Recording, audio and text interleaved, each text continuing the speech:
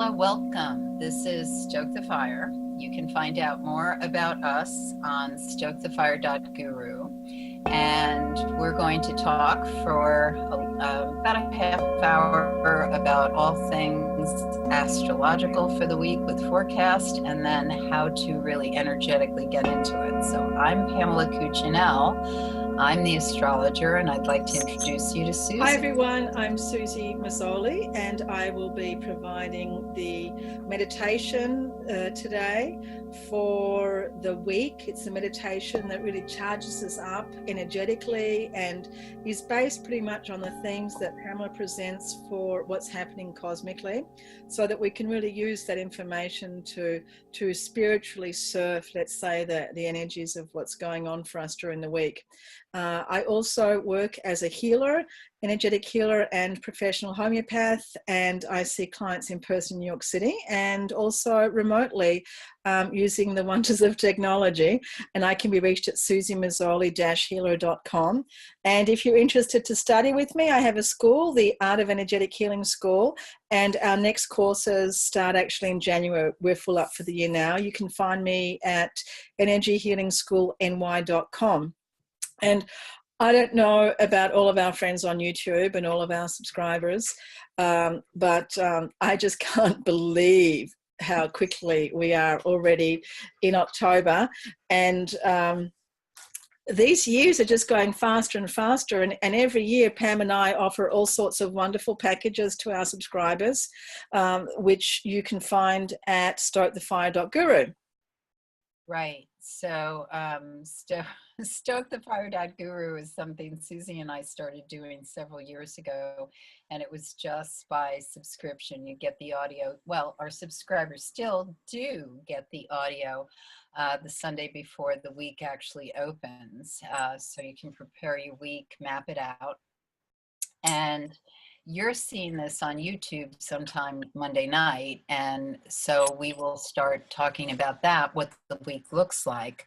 But as Susie said, I do astrology, and I work in a very specific way with my clients, in that I provide with them the wisdom and insight they need to roll out whatever is happening in their life in a way that's most effective. So you can find out more about my services at insightoasis.com. I work with people one-on-one in New York City and the Westchester area, or of course, anyway, remotely. And I also have a couple of ongoing programs in which I work with people in a group way, but also that's all done via webinar these days, because what was happening was I'd have groups around where I am, where I'm physically located, and then people would move. They'd go retire, or they'd move somewhere, or their jobs would change, and they would say, I want to keep doing it. So I had to figure out ways to work with people remotely. So if you're interested in my services as an astrologer, insightoasis.com. So let's get down to Stoke the Fire. Stoke the Fire, I will talk for about 20 minutes and let you know about the week coming up ahead. If you're just interested in the encapsulated essence of what we do, you can subscribe at stokethefire.guru. We have a couple of incentives right now. One is which, if you just try it for half price for a period of 6 weeks, you'll see if you like it. And then the other one is you can subscribe for a year and get a free session, which is an amazing deal, with either myself or Susie via phone. So the week, as Susie said, everything is speeding up. And for those of you who have children who are growing in different ways in the process, when they're small, it may seem like things take forever. When they get older, things really start to move very quickly, and it looks like you blink and things are changing. But that's what's happening just in a total celestial frame. There are slow-moving planets in the sky, mainly Uranus and Pluto, which since the turn of the century, but hit a very catalyst point at 2008, in between 2008, 2012, then 2015, the whole arc of it. And now we are still rolling out this very fast-moving momentum as what the catalyst wrought is coming to pass. We still don't necessarily know what's going to happen, but we do know that we are the architects of what happens, because when each individual lives life consciously, we can create what the change becomes. The more of us just sort of plow like this, or just move in the herd state, follow the sheep, well, that doesn't really bode well. So part of what we give you through Stoke the Fire is information to help you be more present every day, every moment of your life. And the more present you are, the more able you are to really be one of the people who is or are the architect of changes that occur that are ideally for the well-being of us all. So that being said, I'm going to start talking about October 30th. October 30th, Monday in the United States, you have to adjust this information based on where you are. I talk in Eastern time zone, so please adjust. On October 30th, the moon is in the sign of Pisces. Pisces is the sign that is, well, it's the 12th sign of the zodiac, and we see it as being a very strong spiritual influence. However, where that spiritual influence comes from is dictated by how closely you are aligned with the voice of your higher self. If you are disengaged from that voice, you feel very kind of at sea, not in touch with at all. So the sign of Pisces has the two fish swimming in different directions. And so the fish interpreted in many different ways, but one of the ways is to go within, to come without, to go within, to come without. And that continual cycle of drawing from the well in order to have something with which to express. So when people feel bereft, or they feel untethered, or they feel empty, a lot of it is because they have not gone within the well, or they don't know how to do it. So when the moon is in the sign of Pisces, we often feel a very strong draw. It's like a tidal draw that is bringing us to a place that's really asking you to find your center, wherever it may be. And the center, you can be in a crowd, you can be on a bus, you can be in traffic, you can be in the middle of a mountain in nature. But your center is actually always obtainable. We just have a harder time finding it if there's a lot of clutter and things around that really distract us from it. The thing about today, the 30th, is that there is a really strong, it's almost like a riptide call to get to that place where you're feeling very connected to your spiritual root. If you disregard, if you pay no attention to it, if you try to ignore it, it only becomes more insistent. People who are really feeling very out of touch with this, sometimes the first thing they want to do when they get home is have a drink or something that self-medicates them, because they know that they want to get rid of the edge feeling, wherever that's coming from. And so they go for whatever it is that they think is going to get them to the other place, the Ativan, the whatever it is that's going to help them just sort of level out. The problem is that when we do it through self-medication, we're basically numbing that edgy feeling that is really asking us to dip into the well. So you can keep kind of putting it off or quieting it in ways that are distractions, but it doesn't really go away. So I invite you to consider, if you're in that kind of uncomfortable, edgy place, or feeling like you want something to help you to feel more centered, do breath work. I'm sure Susie later is going to take us through ways to get energetically in sync, but your breath is your constant tool to bring you to that place of relaxation in instances. You can bring yourself back to that center and place. The breath can bring you right back. The breath can be your life-saving life raft. So just think in terms of how do you quiet yourself to really connect and feel that place, that breath, that center. So actually, this is a great day for connecting to creativity and spirituality. But for those of us who are very busy, very distracted, have a lot of things that we feel we have to do, or things basically pulling at us, fraying the soul, if you will, it is really, really important for you to find that place wherever you can that just allows you that decompression time, that connection to self time. So then on Tuesday, the 31st, the moon is also in Pisces all day. And this actually, I'm starting to tingle as I'm talking about this.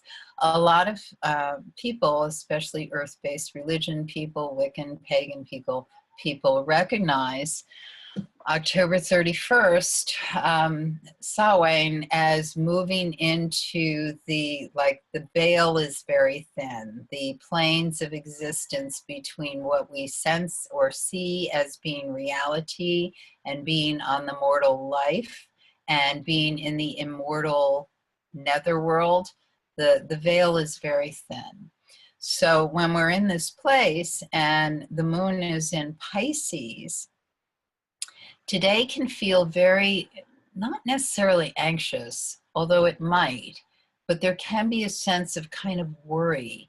There can be a sense of not meeting obligations. There can be a sense of feeling somewhat frustrated. The best way to allay these feelings is to do what's necessary to feel as though you're recognizing, realizing your commitments, and facing head on anything that might be a responsibility that feels heavy in some way.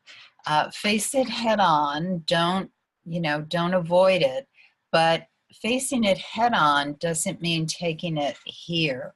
So look at it for what it really is. See how you might have to adjust or switch or change it in ways that you can really make whatever that commitment is happen, because part of what might be going on is an inordinate responsibility or too much need for perfection or follow through that basically is stopping your ability to really make it roll out as intended. At 5:08 p.m., the moon goes void, of course. And at this point, Tuesday evening, we are in a lovely, well, not everybody may find it lovely, but we are in a wonderful space of just sort of floating. Just enjoy the ride. Enjoy the not knowing. Enjoy the nebulous. Enjoy the things that are not defined, the shapes that don't quite come into focus. You're only going to frustrate yourself if you don't enjoy it. So I truly suggest you just enjoy the unknown. So for those of you who practice the mystical, who enjoy the just fun or pleasure of costume and Halloween, have a lovely evening. For those of you who are ritualists, spiritually or aligned, this is going to be a beautiful night for you. And for those of you who may feel haunted by something, release whatever it is that makes you feel you have to know what it is or what you think it is. And just allow yourself the release or the not trying to figure it out logically, if that makes any sense, and allow it to just move in another direction, because it may actually be able to do that if you allow yourself the ability to let it move wherever it may move. Flow, that's a word for Pisces moon, void of course. When the moon is void of course, for those of you who are new to this, the moon is not making any geometric aspects to another heavenly body, and the moon represents how we react emotionally. So when we're in a state or a time and space when the moon is not making any geometric positions to other planets, then we're not really emotionally connected to whatever's being offered or out there. That's why it can be such a wonderful space of, just as I said, drifting, allowing flow, and releasing from whatever feels regularly so heavy. It can come back, but when it comes back, it may have shape-shifted if you just allow it that float time. So Wednesday, November 1st, very different day energetically. At 2:43 a.m., the moon just races in to the sign of Aries, and that's where it moves until 11:03 p.m. on Thursday. We are in very fast-moving change energy as of Wednesday. And the thing to look for is early afternoon, when moods can be very fractured, when people can feel this almost easy inflammation or ability to find themselves in sedentary arguments. Flying off the handle. These are all things that can happen, especially early afternoon on Wednesday. The important thing is to observe how you're reacting, and then don't necessarily let it go full blast. Just see how it's feeling. Tell yourself it's going to pass, and it will indeed do that, especially by the time we get to 2 p.m. Eastern time. At that point in time, you may better understand whatever made you so hot, or someone near you just really very, very agitated, and then you're able to harness it and make it into something that is a lot more effective and impactful. Because when we get angry, or when we get frustrated, or when we get irritated, that's all information that we can use in an alchemical way, see what burned up, made us so hot, and then look at it in a way that we can see, okay, how can I take that engine of reaction and use it in a way that's really effective, if indeed that's what I want to do. So sometimes it's just a self-knowledge piece, and sometimes it is about, this is something I have to express. And especially as we get into Thursday, you may see how this really works out for you. If it's about expressing something that's really important for your sense of, this is what I feel I deserve, or I want to make happen, or an inspiration or idea I want to put across. And if you're really behind it and convicted with it, you can really sell it. And I'm not just talking in a sales capacity, although this could be about a service or a product, but I'm also talking about a cause or something that's really important to you. That can come across, especially once you work through moving past whatever may put people in separate camps, or feel that they are personally invested in something that is opposite to what you really want to make happen. That's something that can be worked through, especially in the evening, so that by the end of the day, you really feel as though you've gone light years in a conversation. Same thing on if there's something you're launching or a project you're getting off the ground. If it feels like something isn't quite going the way you might like, it's still Wednesday and Thursday are excellent days to launch or get that idea out there. as long as you're willing to follow through with your passion for whatever the investment of the cause is. Putting something out, you have to be willing to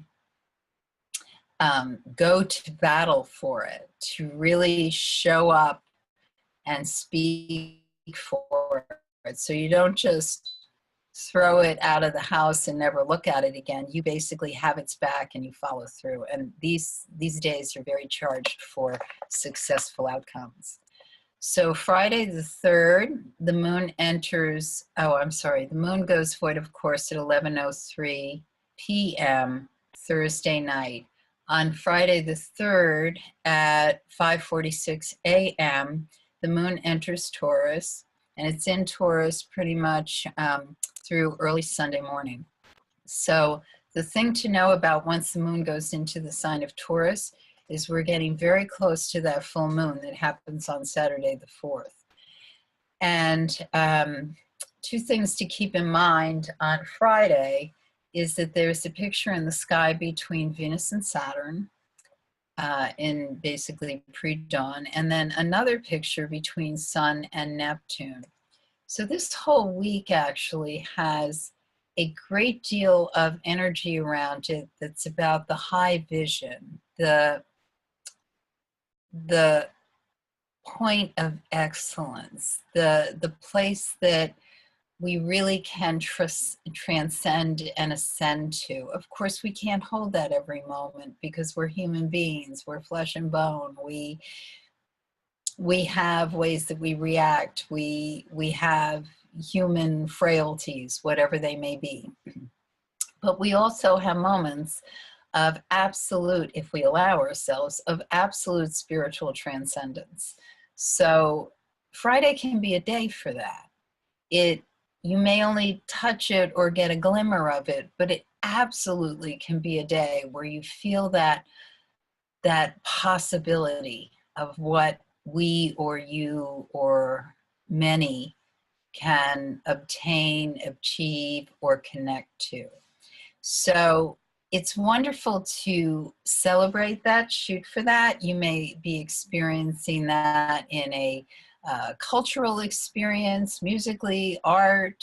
You may be experiencing that through an ashram or some kind of spiritual connection you make with other people, community gathering, or just being in nature. You may feel your heart sing in some capacity. And that's just wonderful for opening you up to pushing through the broken ways we communicate. Because for all the words the human race have, our ways of communicating often fall short. We're not necessarily as connected or able to transmit the real absolute details or inspiration that we would like to. But we get windows of it on Friday. And as we approach that full moon, which happens exactly at 1:23 a.m., very early Saturday morning, so those of you out late Friday night are definitely going to be washed by that full moon in Taurus. Now, the full moon in Taurus is, by its nature, what's happening is the moon is getting lit by the Scorpio sun. So the Taurus moon is imbued with this sense of scorpionic transcendence. Scorpio is the sign of transformation, of living many lifetimes in one. And Taurus is the energy about, this is where I am, this is where I like to stay. So Taurus has something very concrete that it creates, and Scorpio is, it will take that concrete creation, live it to the max, and then cleave from it when it's done. So Taurus wants to hold on to whatever the sense of life is, the physical body is, the relationship is, the possessions are, and Scorpio wants to hold that too until, for some reason, it gets released, because how it's getting released is actually it's transcending, because we are only in the physical for a short period of time, for a lifetime. And we have that experience many times in our lifetime where some of us are masters of holding on to things, but none of us are masters of holding on to life indefinitely, because we don't. We move out of this life eventually. So the full moon really brings home that sense of, what is it I need to say? What is it I resist saying? What is it that I don't want to ruffle the feathers or mess up the still waters? But I'm feeling this undercurrent that is swelling up within me. So it's a wonderful opportunity to really get into your body, see how your body is feeling, and really sense what part of your body feels as though something has to change or shift.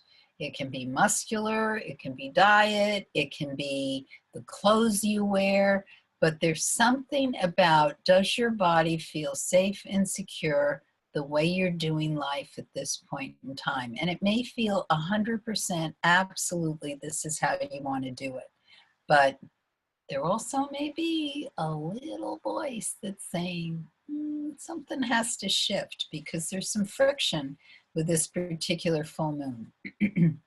So the moon goes void, of course, at 4:29 a.m. early Sunday morning. It moves into the sign of Gemini at 5:26 a.m. And so what I love about Sunday, the 5th, as we go into Monday, when you'll see us again, is that we are now in this place where if you got a message during that full moon, it's going to come out. It's going to come out, and it's going to be full speed ahead, and it may feel as though there's some resistance to it, but it's also going to be a really good ride. And make sure you have friends when you're on it. Okay, Susie, I turn it over to you. Make sure you have friends while you're on the ride. Absolutely. Be nice to your friends while you're on the ride. Some friends, and ideally a little cash in your pocket. Wow, what a week. So much is happening, of course, like every other week, but lots of transitions. And okay, let's hop into it. We'll do our meditation. So as we do these meditations, I, of course, invite everyone just to come into that space of quiet if you can. And if it's possible, to be in a room where you're alone maybe, and where you can close your eyes. Okay, off we go. But don't fall asleep while we're meditating, right? I just saw Pamela yawning. Okay, off we go.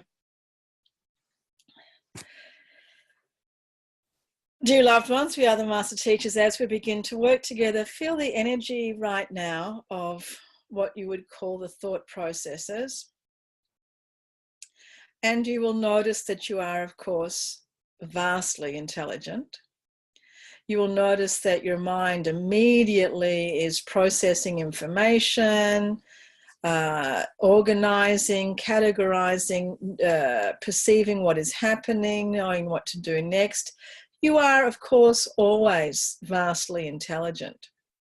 And the mind is always looking, searching for answers, for simple answers like, where did I put my earrings? Or big questions that you're asking, like, where are we from and where are we going? And what's out there in the night sky? So as you think about all of these potentials and possibilities of your finding answers, of your understanding, isn't that so much of what life is about, is actually understanding what life is about? Giving meaning to your life, understanding why things happen, why horrible things happen, why great things happen. why things seem to happen randomly, or why things seem to happen exactly as you foretold them or foresaw them. So as the mind is working, let's perhaps just give it a little break for a few minutes.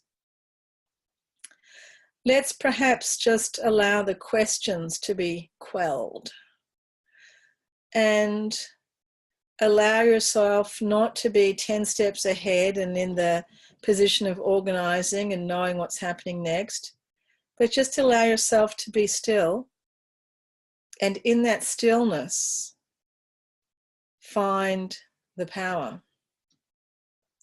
So just allow yourself to be still in the mind, of course, still in the body.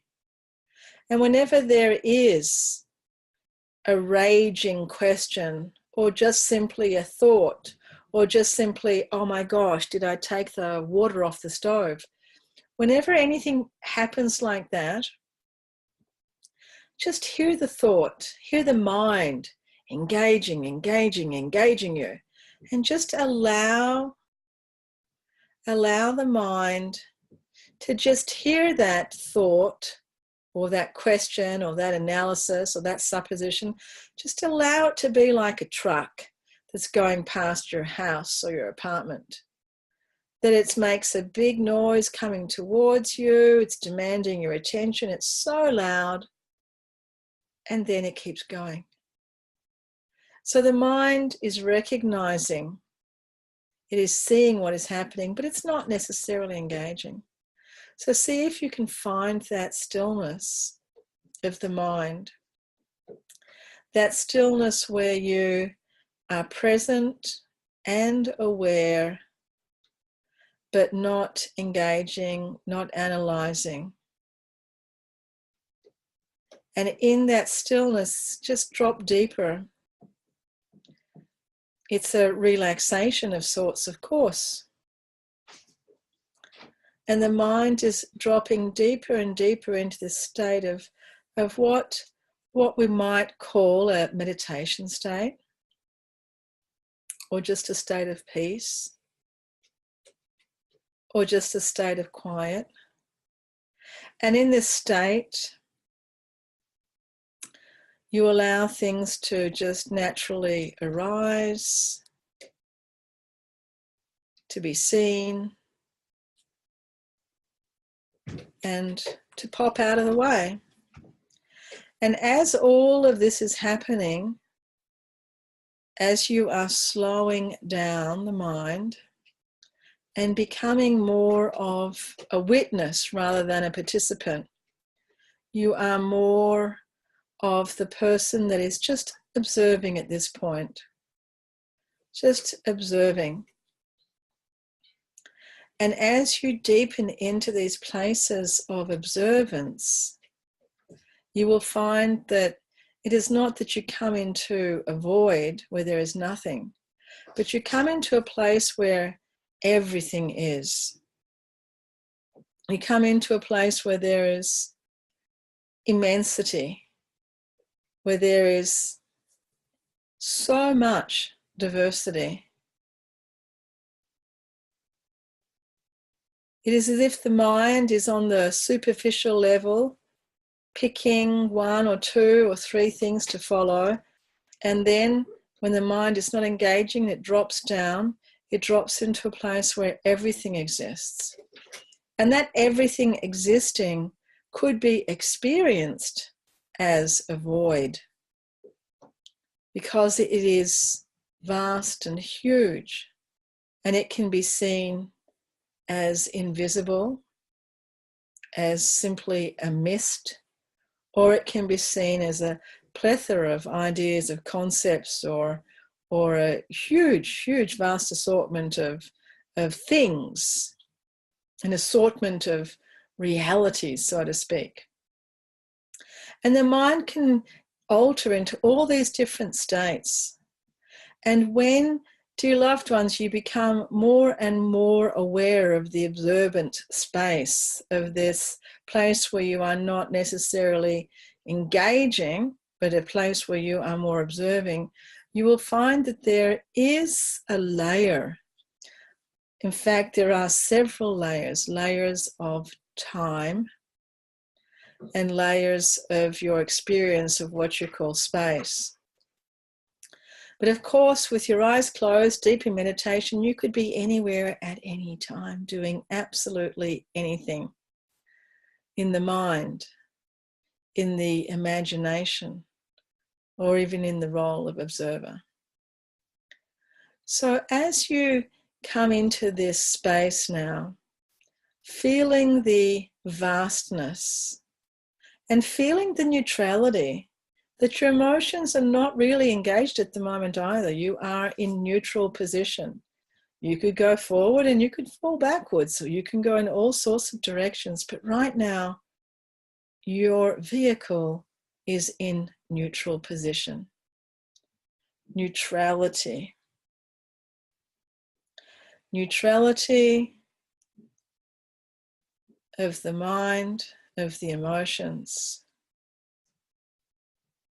And there is a great space, a great huge space opening up, allowing you to be you, allowing you to be all that you are, not directed by any type of religion or cultural norm, but just you, whatever you are, naturally, organically. And as you feel all of that space, as you experience the vastness of space, all of these potentials open up, all of these possibilities, because the mind is not locked. It is not absolutely locked into one particular route or one particular direction. When the mind opens up, so too does the world around you, allowing so many things to come into form around you that you desire, that you need, that you want, that you have a passion to experience. So as you are feeling this space, dear loved ones, feel it throughout your physical body, feel it throughout the realm of your emotions, feel it throughout your mind, through your thought processes. Feel it throughout your whole energy field that reaches way out past your physical body.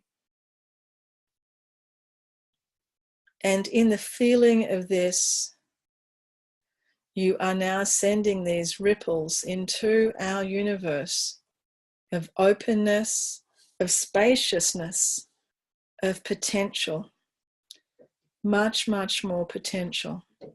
And taking a deep breath in, feeling this potential in yourself, feeling it around you, in the world around you. Okay. Ooh, gently opening our eyes and wiggling our fingers and toes and feeling the potential. Yeah. Thank you. Thank you. That always feels so good.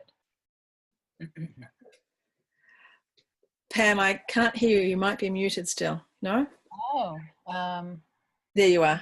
oh, you can hear me? All right. Yes. Yeah, I was just saying, I'm sorry. I guess I was coming back. No, that felt very, very good. Thank you. Because when I do my whole talk thing, I'm buzzing along, and then I get into this nice little space, little envelope that prepares me for the week.